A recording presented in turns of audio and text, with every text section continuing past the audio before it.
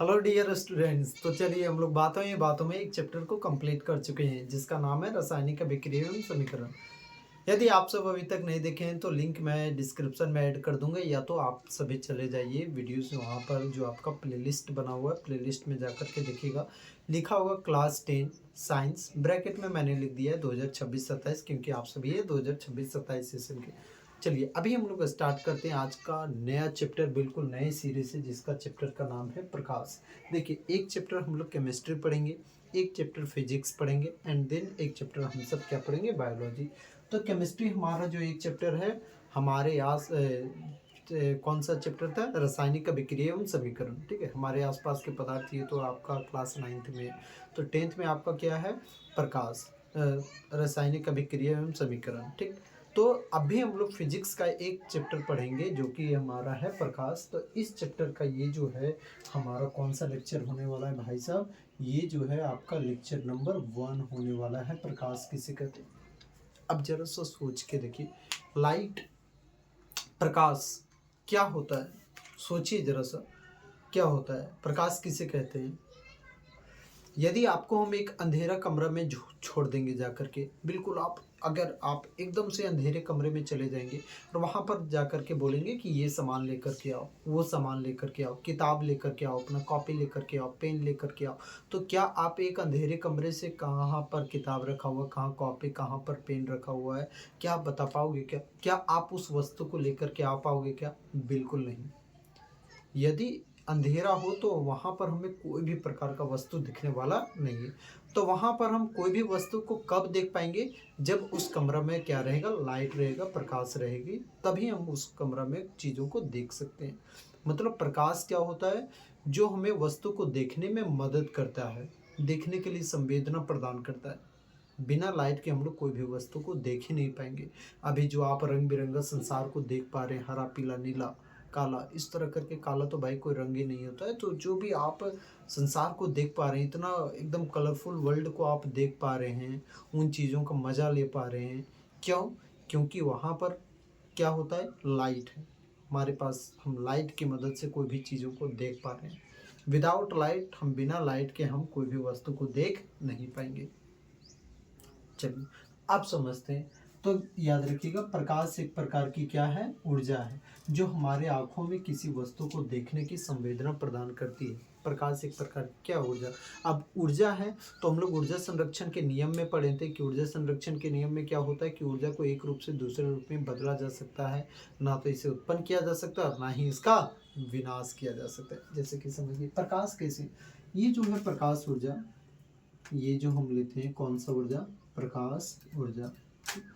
तो इस प्रकाश ऊर्जा को हम किस किस ऊर्जा में बदल सकते हैं, बताइए।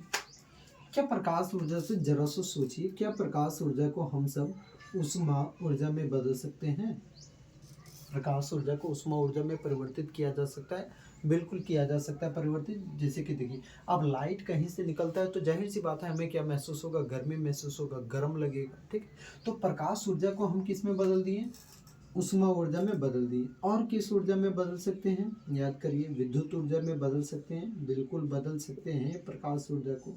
कैसे, सोलर वगैरह हम लोग चार्ज करते हैं तो प्रकाश लाइट से, सनलाइट से चार्ज करते हैं और उससे फिर हम लोग क्या करते हैं, इलेक्ट्रिसिटी जनरेट करते हैं। तो प्रकाश ऊर्जा को ऊष्मा ऊर्जा में बदला जा सकता है, विद्युत ऊर्जा में। मतलब प्रकाश ऊर्जा को एक ऊर्जा से दूसरे रूप में बदला जा सकता है, एक ऊर्जा से दूसरे ऊर्जा में बदला जा सकता है। ठीक उसी प्रकार से और ले लीजिए, जैसे कि बादल जब गरजता है, बादल का फटना, तो क्या प्रकाश को निर्मित आप कर सकते हैं? प्रकाश ऊर्जा को तो दूसरी ऊर्जा में हम बदल दिए, किस में बदल दिए, ऊष्मा ऊर्जा में, विद्युत ऊर्जा में। लेकिन क्या प्रकाश को हम निर्मित कर सकते हैं, प्रकाश ऊर्जा को? बिल्कुल कर सकते हैं। जैसे कि समझिए, आसमान में क्या होता है, बारिश के दिनों में जब दो बादल आपस में टकराते हैं, तो जब दो बादल आपस में टकराएगा तब क्या होगा, वो टकराने से चिंगारी उत्पन्न होता है, प्रकाश निकलता है। तो यहाँ पर क्या होगा, बादल का फटना, बादल का टकराना।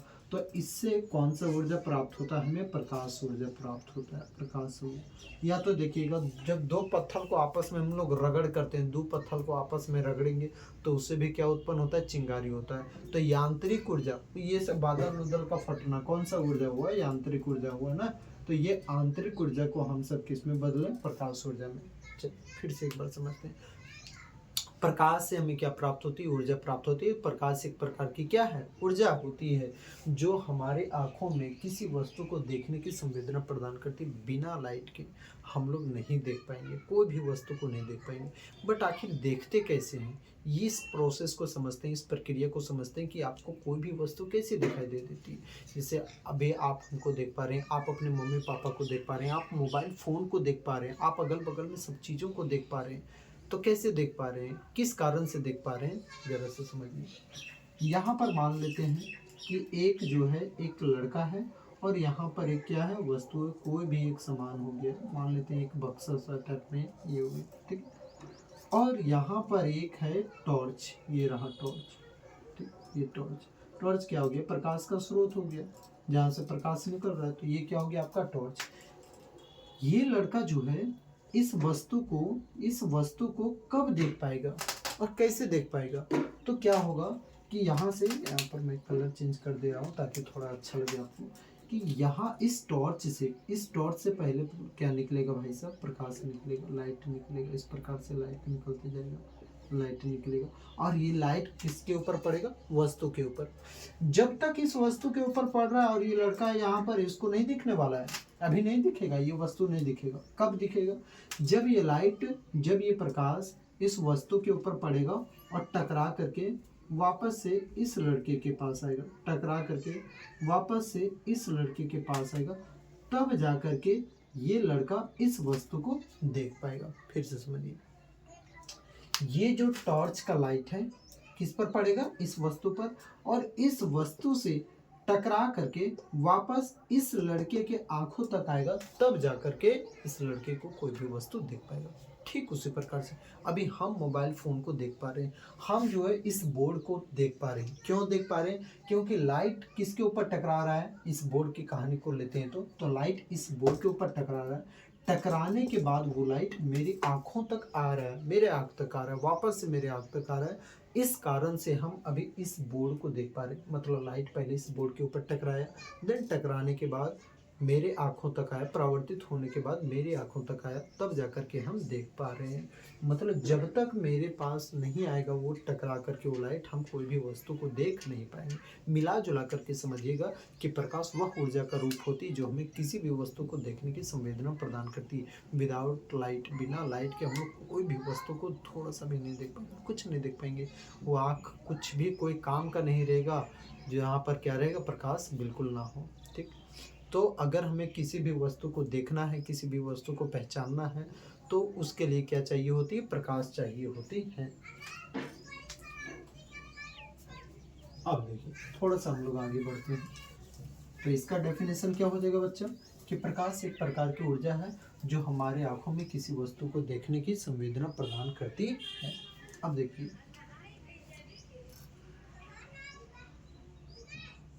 याद रखिएगा, प्रकाश हमेशा जो है वो किस रेखा में गमन करती है? तो प्रकाश सरल रेखा में गमन करती है। प्रकाश सरल रेखा में क्या करती है? ये गमन करती है। मतलब प्रकाश जो टेढ़ी मेढ़ी नहीं जाती है, बिल्कुल एकदम सीधी रेखा में जाती है। इसके लिए मैं एक एक्सपेरिमेंट क्या कर सकते हैं? जैसे कि समझिए, एक पाइप ले लिए, एक पाइप है यहाँ पर, एक ये वाला क्या हो गया, ये पाइप, यहाँ पर ये पाइप, ठीक है। और यहाँ पर हम क्या कर रहे हैं? मान लेते हैं यहाँ पर हम एक मोमबत्ती रखे हुए हैं, ठीक है, इस प्रकार से। और ये मोमबत्ती अभी क्या कर रहा है? ग्लो कर रहा है, ये जल रहा है, ये मोमबत्ती, ठीक। और इस एंड पर हम एक ऑब्जर्वर को रखे हैं। ऑब्जर्वर यानी कि कोई एक आदमी को रखे हुए हैं, ठीक है। इसका नाम रख देते हैं यहाँ पर राम। ये प्रकाश जो है यहाँ पर जलेगा, तो ये लाइट जो है इस प्रकार से ट्रेवल करते हुए आएगा। ये लाइट इस तरह से, ये प्रकाश जो लाइट ट्रेवल करते हुए आएगा, ट्रेवल करते हुए आएगा, गति करते हुए आएगा और इस आदमी को दिखेगा। अब क्या करते हैं? एक काम करिए, ठीक है। तो ये सीधा था इसलिए इसको दिख गया। एक काम करते हैं, मोमबत्ती को यहीं पर रख देते हैं और इस पाइप जो बिल्कुल सीधा था ना, इस केस में, अब सेकंड केस में इस पाइप को क्या कर दे रहे हैं? यहाँ से हम मोड़ दे रहे हैं। इस पाइप को हम यहाँ से मोड़ दे रहे हैं, ठीक। ये आदमी यहीं का यही है, इस पाइप को हम मोड़ दे रहे हैं। इस पाइप को मोड़ दे रहे हैं तो यहाँ पर ये लाइट जाएगा जाएगा जाएगा जाएगा और जाने के बाद आगे जाएगा ही नहीं, यहीं पर मुड़ जाएगा। तो ये आदमी क्या इस लाइट को देख पाएगा क्या? नहीं देख पाएगा। क्यों? क्योंकि लाइट बिल्कुल अभी कैसे जा रहा था, सीधे रेखा में जा रहा था, सीधी रेखा में गमन कर रही थी, ठीक है, प्रकाश। तो सीधी रेखा में अभी गमन कर रही थी, तो यहाँ पर ये क्या हो गया है कि लाइट मुड़ गया, लाइट को जाना चाहिए सीधा, अब ये यहाँ पर पाइप मुड़ गया, ये आदमी यहीं का यहीं रह गया, तो इसको दिखाई देगा क्या? नहीं। तो इस एक्सपेरिमेंट से साफ साफ साबित हो जाता है कि प्रकाश किस रेखा में गमन करती है? सीधी रेखा में गमन करती है। अब देखिए नेचर ऑफ लाइट, प्रकाश की कितने प्रकृति होते हैं? तो याद रखिएगा प्रकाश के कितने प्रकृति होते हैं भाई? द्वय प्रकृति, यानी कि क्या होता है? Dual nature. भाई इसमें बहुत लफड़ा लगा, द्वय प्रकृति होती है, बहुत लफड़ा लगा इसमें, ठीक है। प्रकाश की इस प्रकृति, द्वय प्रकृति को दर्शाने के लिए, पता करने के लिए सब वैज्ञानिकों के बीच में बहुत ही लपड़ झपड़ हुआ, ठीक है। तब जाकर के हमें पता चला कि नहीं भाई प्रकाश की द्वय प्रकृति होती है। अब कौन कौन सी द्वय प्रकृति में कौन कौन सी प्रकृति होती है? तो पहला तो हो गया आपका, याद रखिएगा, कण प्रकृति, और दूसरा कौन सा हो गया भाई साहब? तरंग प्रकृति। कण प्रकृति को हम लोग क्या कहते हैं? पार्टिकल नेचर किस इसे कहते हैं। एंड तरंग प्रकृति को हम सब क्या कहते हैं? वेव नेचर, ठीक है। पार्टिकल नेचर और वेव नेचर। सबसे पहली बात देखिए कि प्रकाश जो है, प्रकाश की कितनी प्रकृति होती है? दो प्रकृति होती है, ड्यूअल नेचर होती है। प्रकाश दो प्रकृति को शो करती है, यानी कि ये ऑब्जर्वर पर डिपेंड करता है, या तो प्रकाश की जो घटना होती है उस घटना पर डिपेंड करता है कि प्रकाश किस घटना में कौन सा प्रकृति को शो करती है, कण प्रकृति को शो करती है अथवा तरंग प्रकृति को शो करती है। तो कण प्रकृति को हम लोग क्या कहते हैं अंग्रेजी में? पार्टिकल नेचर, और तरंग प्रकृति को वेव नेचर। तो कण प्रकृति के बारे में सबसे पहले याद रखिएगा, इसके बारे में सबसे पहले एक वैज्ञानिक बताए थे जिनका नाम क्या था? आइजैक न्यूटन बोले कि प्रकाश जो है ना, लाइट जो है वो कणों के जैसा बिहेव करती है, कण की भांति व्यवहार करती है। तो कण प्रकृति के बारे में सबसे पहले किसने बताया? आइजैक न्यूटन ने बताया। क्या बताया? कि प्रकाश किसकी भांति बिहेव करती है, किसकी भांति व्यवहार करती है? तो कण की भांति व्यवहार करती है, ठीक है। तरंग, अब देखिए तो एक और दूसरा वैज्ञानिक आए, उनका नाम था हाइगन्स, ठीक है। उनका नाम क्या था? हाइगन्स, याद रखिएगा, हाइगन्स बोले नहीं भाई, प्रकाश जो है वो कण के जैसा बिहेव नहीं करती है, तरंग के जैसा, वेव के जैसा चलती है। लाइट जो है ना वो छोटे छोटे कण के रूप में नहीं चलती है, बल्कि वो किसके रूप में चलती है भाई? वेव के जैसा बिहेव करती है, तरंग के जैसा व्यवहार करती है। इस चीज़ को आप लोग क्लास 12th में और डिटेल में पढ़िएगा, ठीक है। क्लास 12th में आपको डिटेल में पढ़ना, 10th में बस इतना ही पढ़ना था कि द्वय प्रकृति होती है, बट हम लोग थोड़ा सा हल्का सा और ज़्यादा पढ़ रहे हैं। तो कण प्रकृति के बारे में सबसे पहले किसने बताया? न्यूटन ने बताया। न्यूटन बाबा ने क्या बोला कि प्रकाश जो है वो किसके जैसा बिहेव करती है? कण के जैसा बिहेव करती है। वहीं पर हाइगन्स तुरंत आकर के बोलते हैं कि नहीं, प्रकाश जो कण के जैसा बिहेव नहीं करती, बल्कि प्रकाश किसके जैसा बिहेव करती है? तरंग के जैसा बिहेव करती है। फिर जाकर के एक और वैज्ञानिक आए जिनका नाम क्या है? आइंस्टीन क्या बोले? अपना एक इफेक्ट दिए थे, एक आइंस्टीन अपना एक इफेक्ट किए थे, एक अपना एक्सपेरिमेंट किए थे। आइंस्टीन वो एक्सपेरिमेंट से बोलते हैं कि बोल भाई सुन, मुझे नहीं पता है, मुझे बिल्कुल भी नहीं पता है कि प्रकाश तरंग के जैसा बिहेव करती है या नहीं, ये मेरे को नहीं पता, ठीक है। लेकिन हाँ, मेरे एक्सपेरिमेंट से ये बात बिल्कुल साफ हो जाता है, 100% जाहिर हो जाता है कि प्रकाश किसके जैसा बिहेव करती है? कण के जैसा बिहेव करती है। मतलब आइंस्टीन ने एक एक्सपेरिमेंट किया, इसको आप सभी क्लास 11th की केमिस्ट्री में पढ़िएगा, ठीक है, और 12th की फिजिक्स में पढ़िएगा। कौन सा एक्सपेरिमेंट किया था? यहाँ पर नीचे मैं लिख दे रहा हूँ, नाम उनका था फोटो इलेक्ट्रिक इफेक्ट के जरिए में आइंस्टीन ने बताया कि प्रकाश जो होती है, लाइट जो होती है, वो कौन सा नेचर को शो करती है? पार्टिकल नेचर को, यानी कि कण प्रकृति को शो करती है। ये बात को किसने बताया? आइंस्टीन ने बताया। तो उधर से एक और वैज्ञानिक आ गए, बोले कि बोल भाई हम क्यों पीछे रहेंगे, है सो प्रकाश जो है एक तरंग के जैसा बिहेव करती है। मैक्स प्लांक ये प्रकाश के जैसा बिहेव करती है। कौन बताए? Max Planck. उधर से न्यूटन, आइंस्टीन, इधर से हाइजेंस, उधर से प्लैंक्स। एक और वैज्ञानिक आए, बोले कि अरे बाप रे, अगर ऐसा ही चलते रहा तो ये सब क्या करेगा, एक दूसरे को काटा कवार कर देगा। तो एक काम करते हैं कि दोनों के बीच में सामंजस्य स्थापित करते हैं। तो उन्होंने अपना एक एक्सपेरिमेंट किया, ठीक है। ये जिनका नाम था, याद रखिएगा, डी ब्रोगी, लिखा था डी ब्रोगी, बट इसको पढ़ते हैं हम लोग डी ब्रोगी।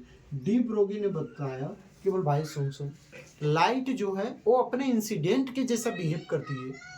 ये बिहेव करेगी लाइट, कब कण प्रकृति शो करेगी, कब तरंग प्रकृति शो करेगी, ये लाइट के इंसिडेंट के ऊपर में डिपेंड करता है कि लाइट कौन सा इंसिडेंट दिखा रही, लाइट प्रकाश जो है कौन सी घटना को प्रदर्शित कर रही है। यदि कभी प्रकाश जो है वो परावर्तन की घटना को शो कर रही है, मतलब परावर्तन की घटना हो रही है प्रकाश में, यानी कि प्रकाश कौन सा प्रकृति को उस टाइम शो करेगी, कण प्रकृति को शो करेगी। प्रकाश में विवर्तन की घटना हो रही है तो उसमें कौन सा प्रकृति शो करेगी, तरंग की प्रकृति शो करेगी। प्रकाश में अपवर्तन होगा, यानी कि रिफ्रैक्शन होगा, कण की प्रकृति शो होगी। प्रकाश में अगर आपका पोलराइजेशन वगैरह हो गया, ठीक है, इंटरफेरेंस वगैरह हो गया, तो कौन सा प्रकृति शो करती है, तरंग प्रकृति।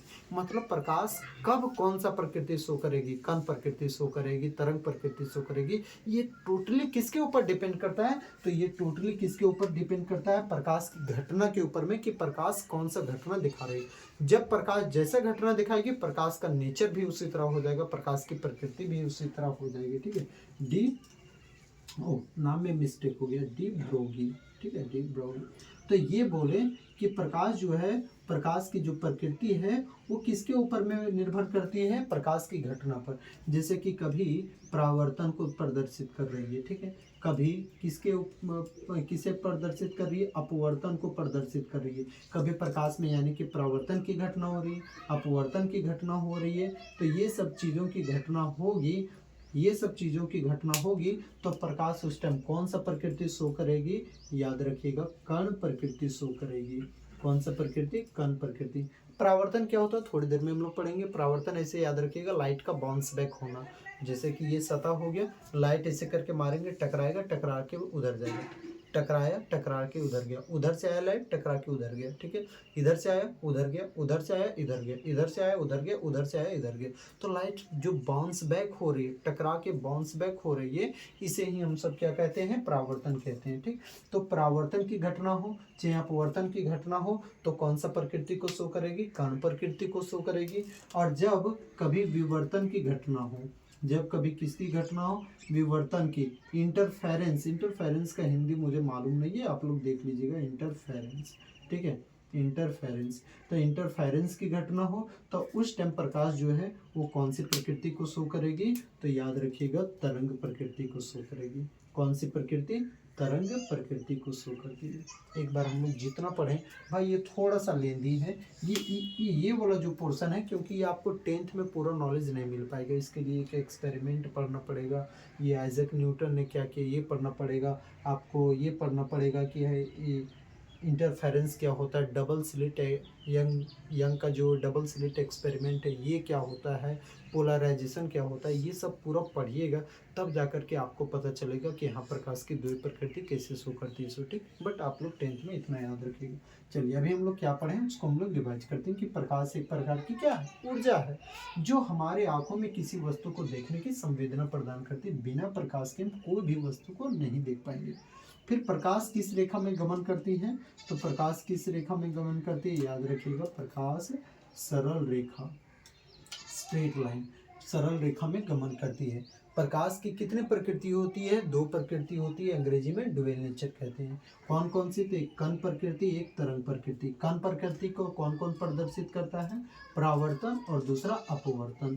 तरंग प्रकृति को कौन कौन शो करता है, विवर्तन हो गया, इंटरफेरेंस हो गया, यंग डबल स्लिट एक्सपेरिमेंट जो होता है ये हो गया, ये सभी तरंग प्रकृति को शो करते हैं। ये सभी हम लोग पढ़ेंगे, ठीक।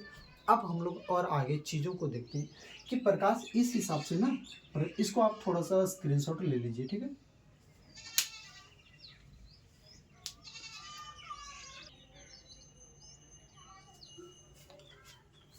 चलिए दोस्तों, तो अभी हम लोग पढ़ेंगे प्रकाश के गुण क्या होते हैं।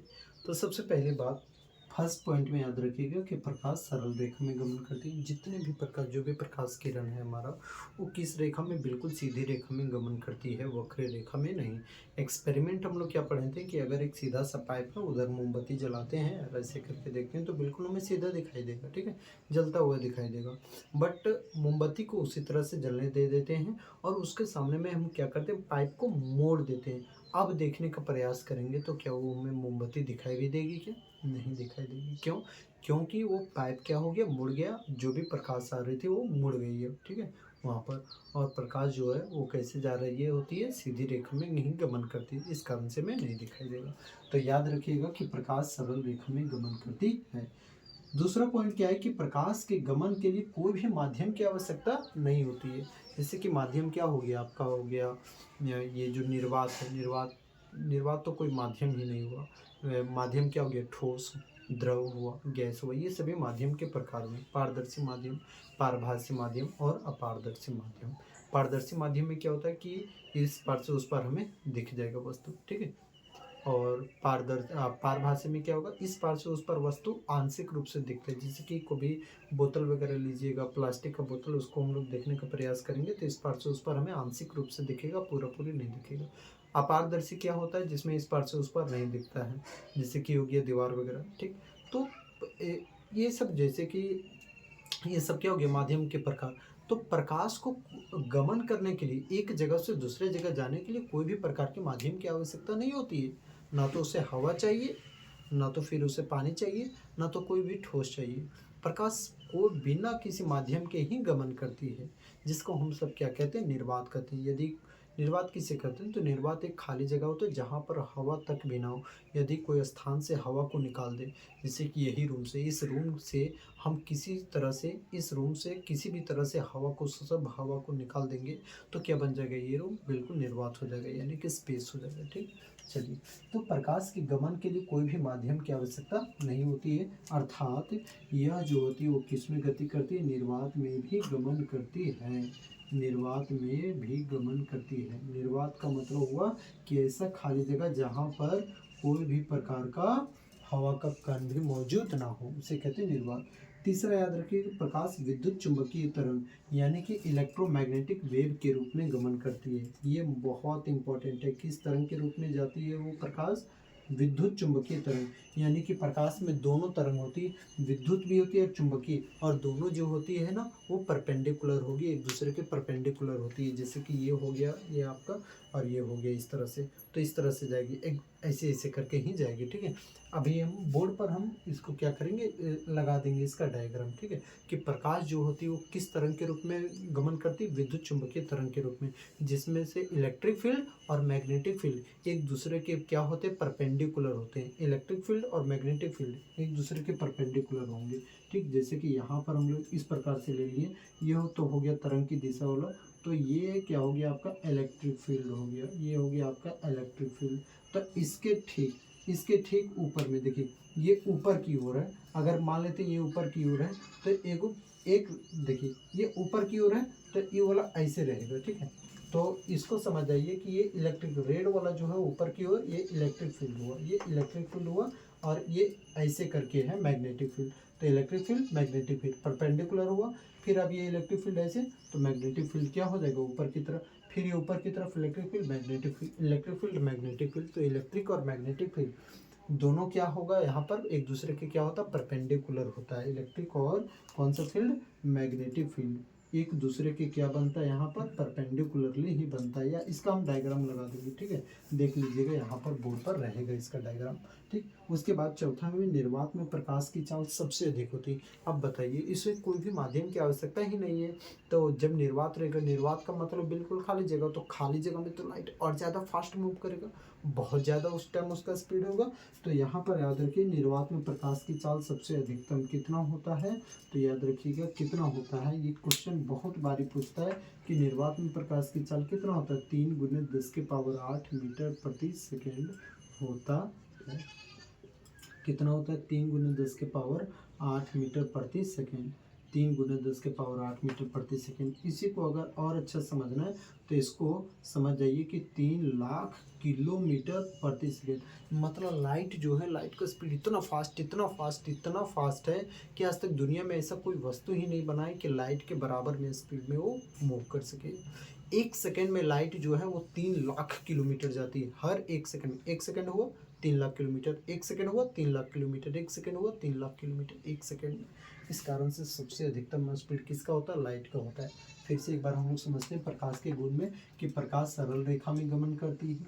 प्रकाश के गमन के लिए कोई भी माध्यम की आवश्यकता नहीं होती। प्रकाश सभी माध्यम में जा सकती है, ठोस, द्रव, गैस। और इस कारण से याद रखिएगा कि इसे कोई जब माध्यम की आवश्यकता नहीं है, यानी कि ये किस में सबसे ज़्यादा मूव कर सकती है? निर्वात में मूव करती है। तीसरा क्या है कि प्रकाश जो विद्युत चुंबकीय तरंग के रूप में गमन करती है, जिसमें से आपका इलेक्ट्रिक फील्ड और मैग्नेटिक फील्ड दोनों एक दूसरे के क्या रहते हैं? परपेंडिकुलर रहते हैं, अभिलंबवत रहते हैं। उसके बाद है निर्वात में प्रकाश की चाल सबसे अधिकतम होती है कितना? 3 × 10⁸ मीटर पर सेकेंड। इससे एग्जाम में क्वेश्चन क्या आएगा समझिए कि निर्वात में प्रकाश की चाल कितना होती है, तो क्या लिखिएगा? निर्वात में प्रकाश की चाल 3 × 10⁸ मीटर पर सेकेंड होता है। ठीक। प्रकाश किस तरंग के रूप में व्यवहार करती है? किस तरंग के रूप में? विद्युत चुंबकीय तरंग, इलेक्ट्रोमैग्नेटिक वेव के रूप में व्यवहार करती है। प्रकाश का चाल सबसे अधिकतम किस में होगा? तो सबसे अधिकतम किस में होता है? निर्वात में होता है। ठीक, ये सब याद रखिएगा। नेक्स्ट क्लास में हम लोग पढ़ेंगे प्रकाश के स्रोत क्या होते हैं। फिर उसके बाद हम लोग और चीज़ों को जानेंगे, जैसे कि प्रकाश का परावर्तन क्या है। ये सब हम लोग नेक्स्ट क्लास में पढ़ेंगे। इसको आप स्क्रीनशॉट ले लीजिए।